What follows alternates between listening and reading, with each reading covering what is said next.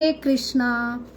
छठवाध्याय ध्यान योग। छठोऽध्यायः श्री भगवान उवाच अनाश्रित कर्मफलं कार्यं कर्म करोति यः स सन्न्यासी च योगी च न न चाक्रियः यम संन्यास समिति प्राहोर्योगम तम विधि पांडव नह्य संन्यास।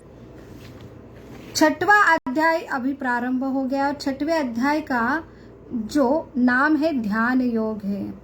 तो हम ये अध्याय शुरू होने के पहले हम ये अध्याय की महिमा क्या है, तो यहाँ पे जो पुराण में हर अध्याय का एक महात्मा है और महात्मा की कथा है। वो अध्याय कितना महत्वपूर्ण है वो समझने के लिए, उसका महत्व समझने के लिए अध्याय का महात्मा जानना पहले बहुत ही जरूरी है। तो अध्याय का महात्म्य हम पहले जानेंगे और फिर 4 श्लोकों का तात्पर्य क्या है वो जानने का प्रयास करेंगे। तो ये कथा आती है जहाँ पे भगवान विष्णु महालक्ष्मी से ये संवाद करते हैं कि ये छठवा अध्याय का कि क्या महत्व है। तो वहां पे एक कथा वो लक्ष्मी जी को सुनाते हैं कि ये अध्याय का सबसे बड़ा लाभ है कि वो भौतिक बंधन से मुक्ति दिलाते हैं। तो इसलिए जीवों को ये छठा अध्याय का जो पठन और ये छठा अध्याय पठन करके वो जान के अपने जीवन में उसे अपनाना है, तो भौतिक बंधन से मुक्ति प्राप्त होती है। तो ये कथा में गोदावरी तट पर एक नगर है पैठण, जिसे प्रतिष्ठापुर की कहते हैं। तो ये महाराष्ट्र में औरंगाबाद जिले के पास जो पैठण है वही ये स्थान है जहाँ बहुत ही विख्यात ये जन श्रुति नाम के राजा वहां पे रहते थे। और ये राजा बहुत ही ये पुण्यवान और आत्म साक्षात्कारी, ऐसे ये जन कल्याण हित के लिए जो ऐसे राजा है वो उनके राज्य में इतनी समृद्धि है कि वर्षा कभी ये वर्षा का जो प्रवाह रहता था वो इतना प्रचुर मात्रा में था और इतनी समृद्धि थी कि रात में वर्षा होती थी, दिन में सब दिनचर्या में सारे जन लोग कार्यरत होते थे। उनकी जो फसल है वो इतनी समृद्ध रहती थी कि कोई फसल में कीड़ नहीं लगती थी। और इतना समृद्धि क्यों होती थी? क्योंकि ये पुण्यवान राजा हमेशा ऐसे जनहित कार्य में संलग्न होते थे, जैसे कि कुएं खोदना, अलग अलग सरोवर की निर्मित करना। हर जो राज्य के जनता है, जन है, उनके लिए विशेष ध्यान देना, उनके कल्याण के लिए वो हर जन की जो है कल्याण के लिए कर्म करने में व्यस्त रहते। और सबसे महत्वपूर्ण ऐसे धर्म की जो अलग अलग विधि है जिसमें अग्निहोत्री ये यज्ञ है वो ऐसे करते थे कि उनका जो अग्नि का धुआं है स्वर्ग में पहुंचता था। और स्वर्ग के जो कल्प वृक्ष थे वो काले गिरते थे। ऐसा वो अग्निहोत्र धुएं का यज्ञ की महिमा थी। और इसलिए इतने समृद्धि जो उनका राज्य था और उसमें ये देव देवता स्वर्ग के ये राज्य में आके रहते थे। वह ऐसे ही एक दिन देव देवता अलग अलग रूप में यहाँ पे राज्य में आते थे। तो देव देवता हंस के रूप में यहाँ विचरण कर रहे थे।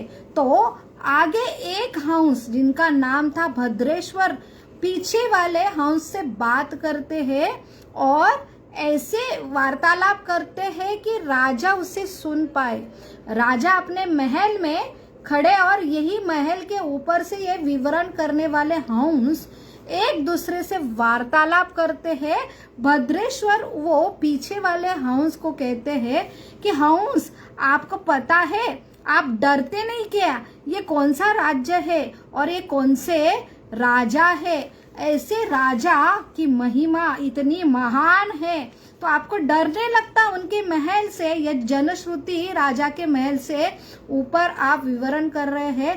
तो यहाँ पे वो बोलते हैं कि हाँ, लेकिन ये राजा की महानता वो ऋषि रैरत से इतनी महान नहीं है वो राजा। तो यहाँ पे वो विचरण करते करते ये वार्तालाप करते हैं।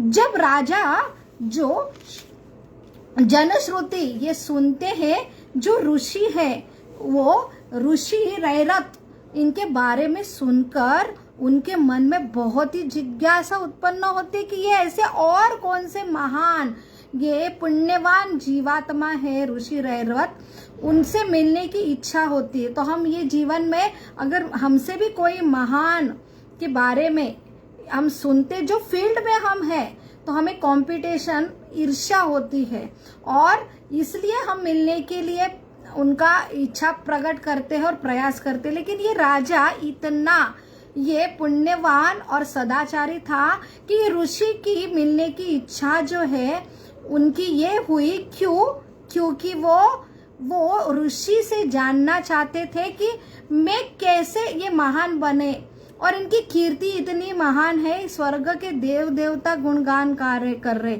इसलिए अपने जो सेनापति है उनको ये ऋषि रैरत उनकी खोज करने के लिए उन्होंने भेजा।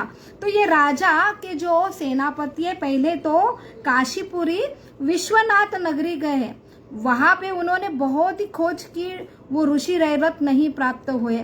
फिर वो गया गए जहाँ पे गदाधर विष्णु का वास है, ऐसे जो कर्म जो होते मोक्ष के लिए, लेकिन वहां पे भी ये ऋषि नहीं मिले। फिर वो मथुरा गए, फिर मथुरा से जो गोवर्धन जो सबसे पवित्र स्थली वहां पे गए, शायद वहां पे ऋषि मिले। फिर वृंदावन गए, फिर 12 वन में वो गए, लेकिन ये ऋषि रैवत वहां पे भी नहीं उन्हें मिले। फिर दक्षिण में गए, पश्चिम में गए, फिर सबसे आखिरी उत्तर में गए, और उत्तर में वो कश्मीर के नगरी में आए जहाँ पे शिव जी का बड़ा मंदिर है और माणिकश्वर राजा वहां पे रहते हैं। और वो मंदिर के पास एक रथ है साधारण, और ये रथ की गाड़ी के ऊपर ये ऋषि रैवत वहां पे बैठे हैं। तो वहां पे ये सेनापति बहुत ही आनंदित होते हैं, उनसे दंडवत प्रणाम करते हैं और पृच्छा करते हैं। लेकिन ये ऋषि रैवत उनको देख के बस इतना बोलते हैं कि मुझे आपसे कोई मिलने की जरूरत नहीं, आप यहाँ से चले जाओ, मैं बहुत संतुष्ट हूँ।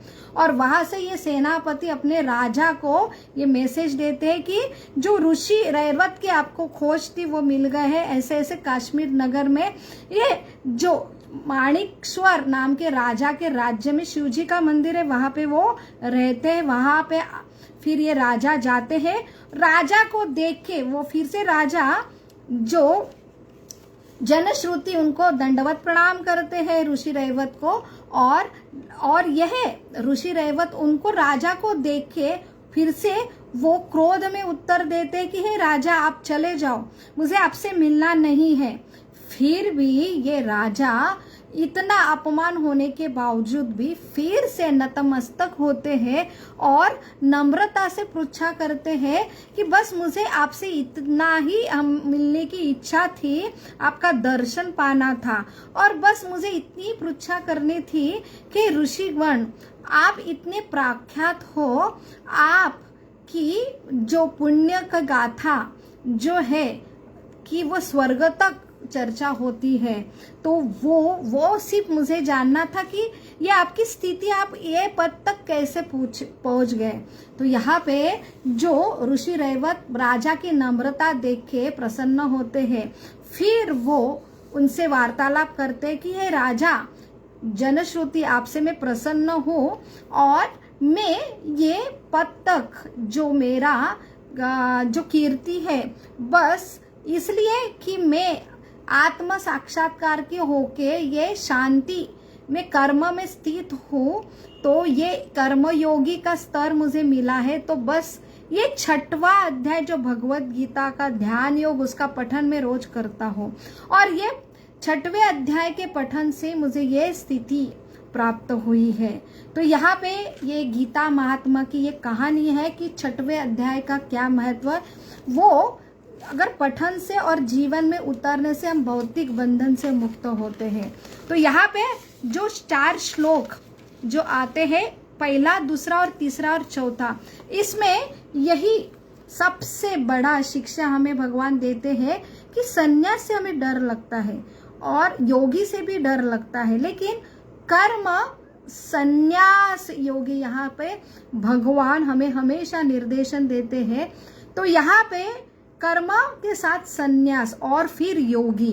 तो यहाँ पे ये संन्यास जो है, सिर्फ अलग अलग प्रकार के सन्यासी रहते हैं जो ये कर्म से छूटना चाहते हैं। ये भौतिक जगत का दुख है, उससे छुटकारा पाने के लिए ये संन्यास लेते हैं कर्म से। ये एक सन्यासी। एक दूसरे योगी रहते हैं जो अष्टांग योगी रहते हैं, जो सबसे बड़ा दुख है कि ये इंद्रिय, हमारे इंद्रिय अलग अलग विषय वस्तु का संग करते हैं और इसमें वो संग के वजह से आसक्त होते हैं और यही दुख का कारण होते हैं। वो मन, बुद्धि और इंद्रियों को संयमित करना चाहते हैं जिससे ये दुख से मुक्ति हो, और इसलिए प्रत्याहार तक पहुंचते हैं, जिसके लिए प्रथम यम नियम जो आसन, प्राणायाम, प्रत्याहार, फिर धारणा, ध्यान, समाधि, ये 8 विधि से जाते हैं।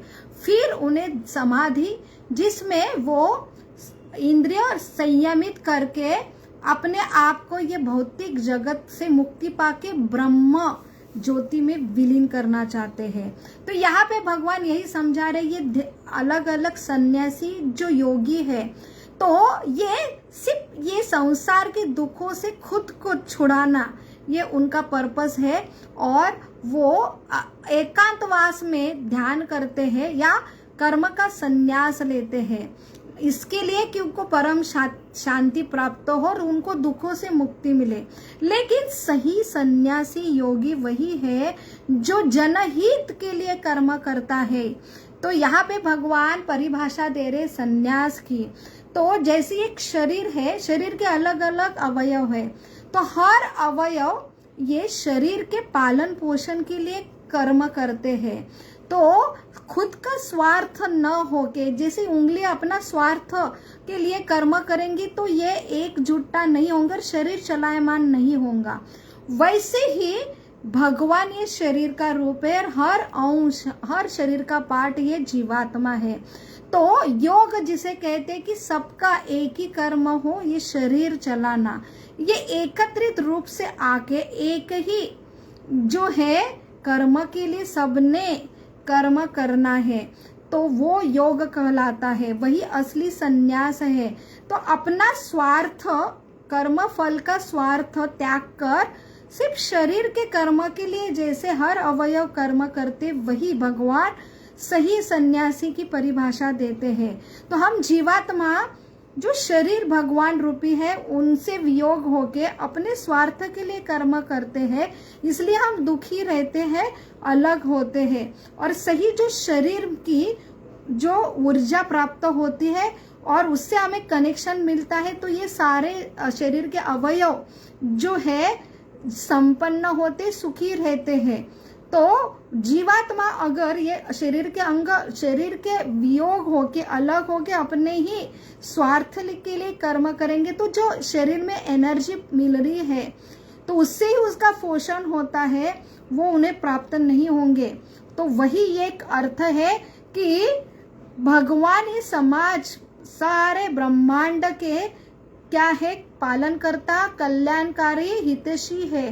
तो उनके लिए कर्म करना, ये सब जन के लिए कर्म करना, खुद का स्वार्थ छोड़ के, वही सही संन्यास है। तो ऐसा संन्यास में जो जीवात्मा कर्म करता है, वो क्रियाशील रहता है, समाज में रहता है, लेकिन वो निस्वार्थ रहता है। तो सारे कर्म उसके सिर्फ भगवान की संतुष्टि, उसका अर्थ है सब जन कल्याण के लिए होता है और उसका खुद का थोड़ा भी स्वार्थ नहीं होता है। तो ऐसा ये कर्म संन्यास जो कृष्ण भावनामृत कर्म में जो स्थित है, वो योगी अपने आप बनता है। उसे ये कठिन जो यम नियम, आसन, प्राणायाम, प्रत्याहार करने की आवश्यकता नहीं है। जो अष्टांग योगी में लास्ट में जो प्राप्त होता है, ध्यान, धारणा, शांति, समाधि, जो कर्म कृष्ण भावनामृत कर्म करते हुए सन्यासी को पहले स्टेज में शांति समाधि मिलती है, क्योंकि वो हमेशा भगवान के प्रिय में प्रेमा भक्ति में रत होता है, तो वो हमेशा भगवान का चिंतन करता है, वो ध्यान में मग्न रहता है, अंदर से बाह्य रूप से वो भगवान के लिए कर्म करता है। यहाँ पे 2 स्टेजेस बताए हैं अष्टांग योग में। प्रथम है जो योग रुरुक्ष और फिर है योगारूढ़। तो योग रुरुक्ष ये प्रथम अवस्था है जहाँ पे बहुत कष्ट करना पड़ता है अपने इंद्रियों को, मन को और ये बुद्धि को संयमित करने के लिए। यम नियम, आसन, प्राणायाम, फिर आता है प्रत्याहार।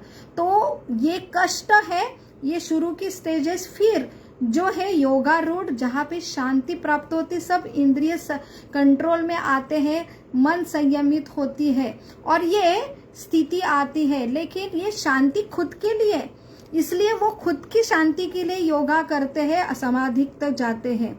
और दूसरे जो है ब्रह्म में विलीन होना चाहते हैं कि मुझे शांति मिलना चाहिए, लेकिन उसके जो विपरीत, जो कृष्ण भावनामृत कर्म करने के लिए जो योगी है, भगवान के प्रसन्न के लिए कर्म करते हैं, वो ना तो संन्यास लेते हैं, ध्यानस्थ होते हैं, एकांतवास में जाते, बल्कि समाज में ही रह के हर जीव के कल्याण के लिए जो भगवान ने दिए हुए निर्देशन पे कर्म करते हैं। तो यही एक सबसे बड़ा डिफरेंस है, जो सन्यासी, मायावादी सन्यासी जो योगी है और एक कृष्ण भावनामृत जो कर्म करने वाला, भगवान के प्रसन्न करने वाला एक भक्त है। तो भक्ति योग एक सर्वश्रेष्ठ योग है, जो योग के अल्टीमेटली जो पूर्तता है कि सब जीवों का दुख मेरा दुख, जो सब जीवों का सुख है वो मेरा सुख, सबके प्रति संवेदनशीलता, तो यही सबसे अल्टीमेटली जो योग की पूर्तता है। और इसलिए जो भगवान को जानता है, जो भगवान सब जीवों का, चाहे वो भक्त है, भगवान को जानता है, आस्तिक है, नास्तिक है, कोई कर्म का योग करता है, अलग अलग जो योग की प्रणाली करता है, नहीं करता है, सबके पालन करते हैं, सबकी हितैषी है, वैसे यही जो जीवात्मा है भगवान के कार्य में संलग्न होता है।